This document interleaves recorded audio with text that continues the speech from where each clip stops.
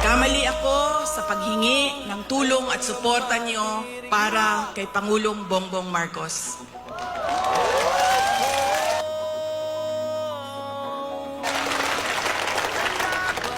I was on the mistaken belief that we were together on the platform of unity and continuity. Nagkamali ako, kaya hinihingi ko ang patawad ninyo.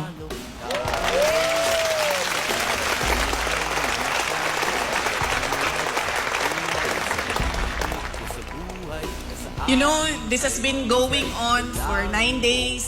Ang assault sa inyong Kingdom Nation.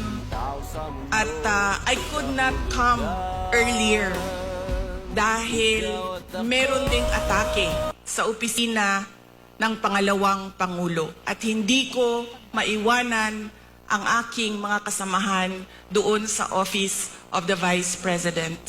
But always remember na wala man ako